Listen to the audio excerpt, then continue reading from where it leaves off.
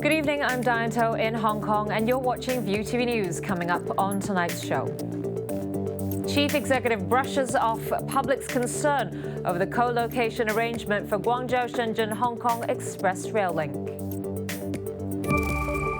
Mainland medics turned down cancer-stricken Nobel Peace Laureate Liu Xiaobo's request to have treatment overseas, saying he's too ill to travel.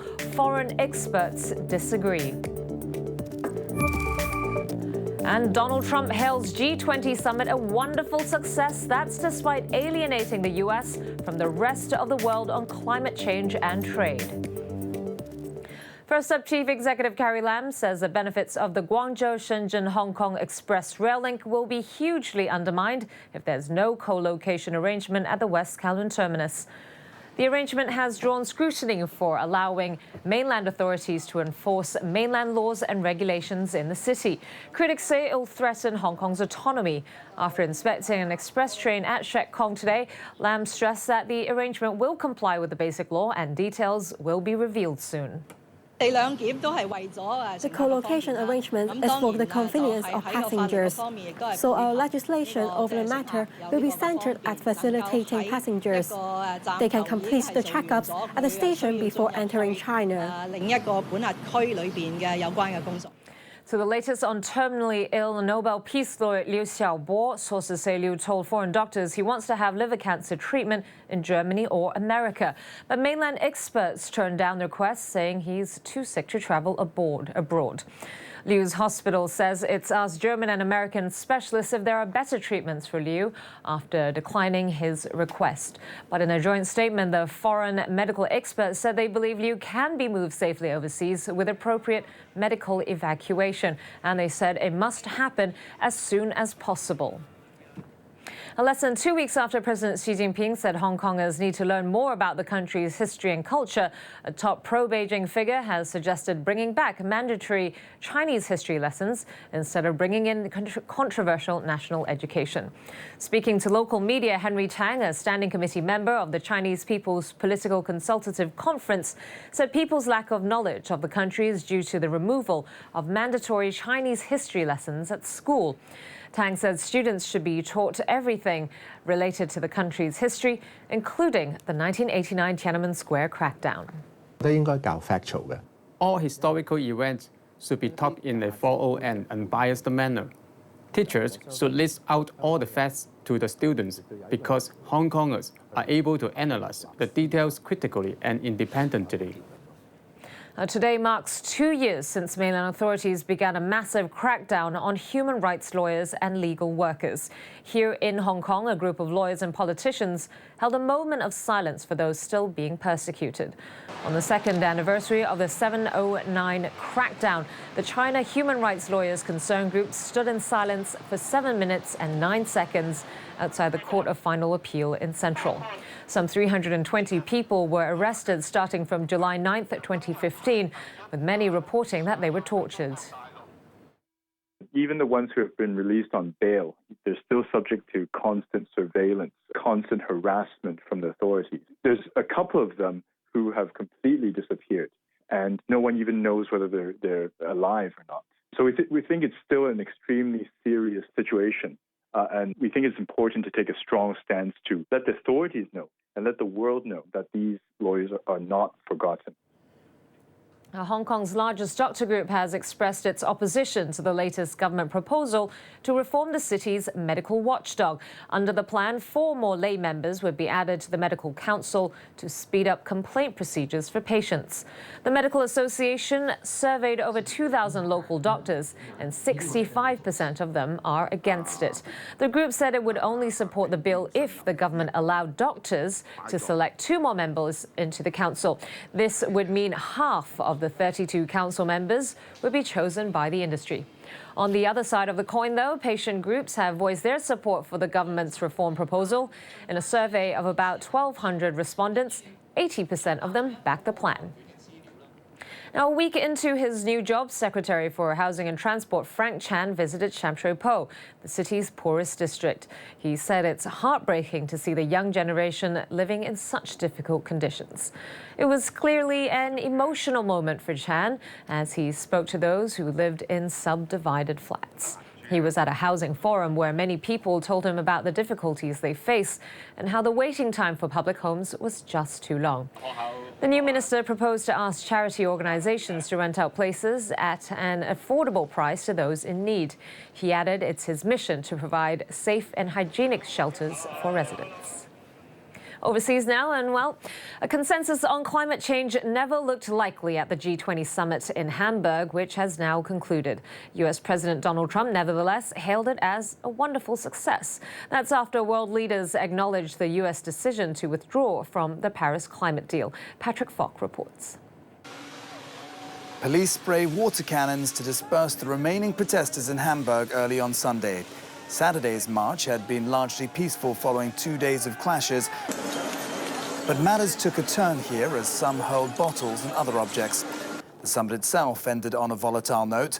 The closing statement exposed the divide between the US and other G20 members over the Paris climate deal. I think it's very clear that unfortunately we could not reach consensus. But the differences were not papered over, they were clearly stated. Merkel did say, though, she was pleased other leaders all agreed the accord was irreversible. Climate change wasn't the only issue that saw Donald Trump at odds with G20 club members. The US president dug his heels in on trade, too. The joint communiqué acknowledged for the first time the right for countries to protect their markets with legitimate trade defense instruments, wording that appeared to counter a consensus to fight protectionism. It was a topic of discussion between Trump and Chinese President Xi Jinping during their meeting. Trade is, as you know, a very, very big issue for the United States now because over the years, and it's really been over a long period of time, many things have happened that have led to trade imbalances, and we're going to turn that around. And I know that with China in particular, which is a great trading partner, we will be able to do something that will be equitable and reciprocal. Not for the first time, Trump's stance on several issues highlighted a void in global leadership. It's unsettled traditional allies in Europe and opened the door for China in particular to assume a bigger role on the world stage. Patrick Falk, ViuTV News. Well, the president's daughter sure stirred up a storm after sitting in briefly for her father at a G20 meeting on African development between Chinese President Xi Jinping and Britain's Theresa May.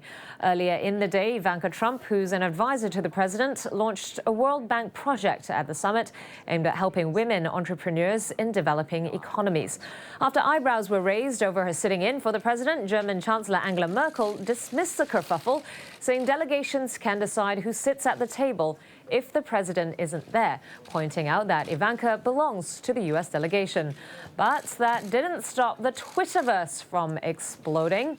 Let's take a look here.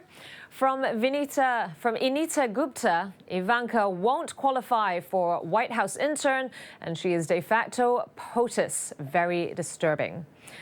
Plenty of tweets on nepotism, with American comedian Ike Barinholtz remarking this is a totally normal thing that regular countries do, like Saudi Arabia or Westeros. Meanwhile, George Takei of Star Trek fame asked why Ivanka didn't take the chance to sign the U.S. back onto the Paris Climate Accords that her father recently pulled out from. All right, coming up next, the latest from the world of business.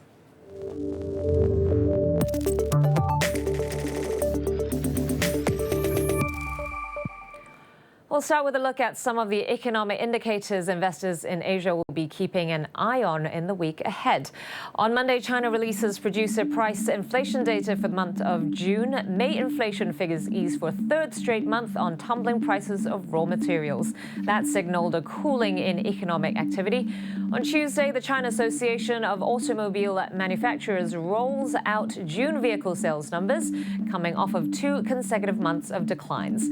The Bank of Korea's Monetary Policy Committee convenes Thursday to make a decision on the direction of interest rates in Asia's 4th largest economy. And on Friday, Thailand's central bank holds a briefing on its quarterly monetary policy report.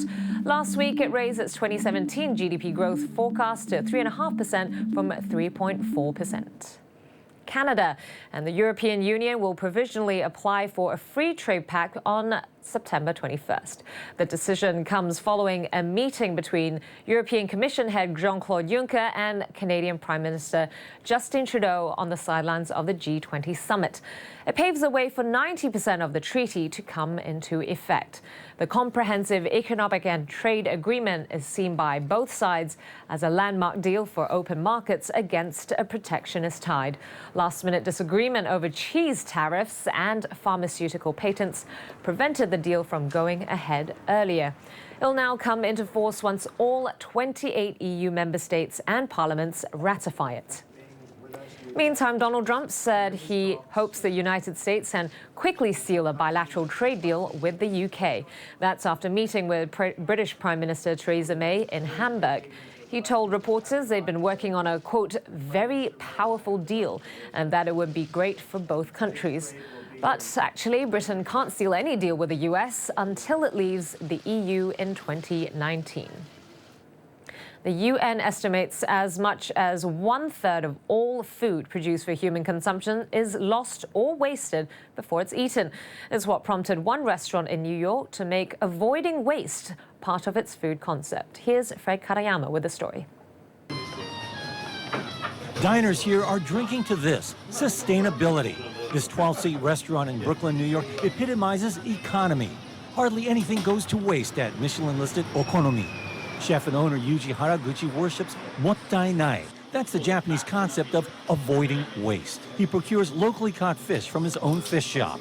His chefs use the meat for Okonomi's Japanese-style breakfast and lunch. They simmer the head and bones for ramen stock that they'll serve at dinner. Less than 1/10 of the food Haraguchi cooks up heads for the garbage can. After working in a fish industry for so many years, just realized that there are so much parts of fish that are not being used.